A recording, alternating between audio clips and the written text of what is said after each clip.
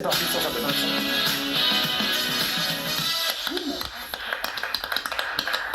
Il y en a qu'un qui peut passer après voilà, un tel témoignage, c'est Tom. Voilà, il y en a qu'un qui peut enchaîner. Mon parcours est pas loin.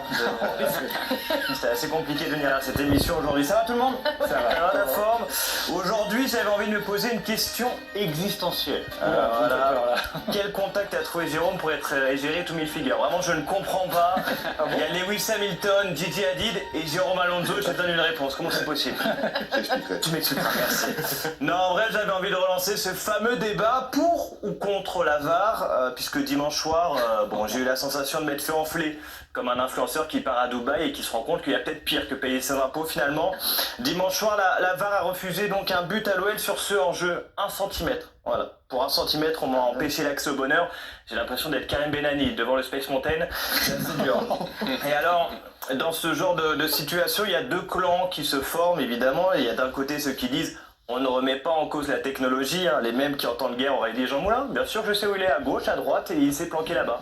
Mais il y a ceux qui résistent, ceux comme moi, et parce que si on commence à donner une main, après c'est un bras, et on finit comme Djibril et on donne deux tibias. Donc c'est assez compliqué.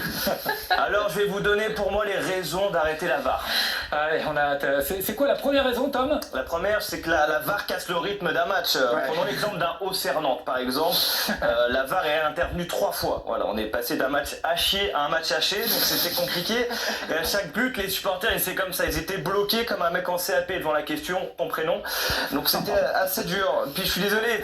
Moi, ça casse l'émotion. Tu marques un but, tu célèbres, et là, t'as l'arbitre qui fait attendez, analyse en cours pour position de hors-jeu. C'est comme si demain on m'annonce la grossesse de ma femme. Je la prends dans mes bras, énorme célébration. Et là, le médecin arrive. Après analyse, l'enfant n'est pas de vous. On va le remettre plutôt au collègue de travail de madame. C'est pour un collègue. Allez, vous avez d'autres raisons? Ouais, on nous avait promis qu'avec la VAR, il y aurait un peu moins de polémique. Spoiler, Pascal Pro n'a jamais fait autant d'audience. Il n'y a aucun rapport, je le sais, mais je fais ce que je veux. Des polémiques comme ce dimanche dernier, il y en a chaque week-end et dans tous les championnats, parce que la VAR est un outil utilisé par des humains, comme par exemple au pif, je sais pas, Stéphanie Frappard. La dernière fois, elle a quand même dit regarde, ça glisse sur la jambe. Ouais, mais Steph, la jambe elle est cassée en deux. Ouais, mais ça glisse. Bon, écoute, Steph, dans le match entre Marseille et Lyon, évidemment que le hors-jeu est là, mais pour moi, il devrait y avoir une petite zone de permission. Voilà, en dessous de 10 cm, ça passe. 10 cm, c'est rien. Bon, c'est quand même pas mal, Benoît, mais dans le foot, c'est pas grand-chose.